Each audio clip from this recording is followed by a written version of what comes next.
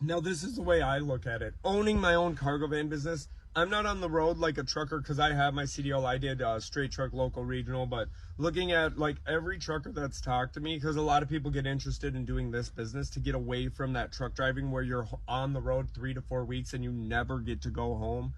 Now, I'm passionate about it because, like, at first it was weird going on the road for me, but then I look at it like I go out 4 to 5 days, sometimes three even, and I make good money. And the thing is that then I get to go home to my family. It's different. Yeah, you're not going to become a millionaire from this owning just one on your fleet, your own van, but it's worth the freedom to me.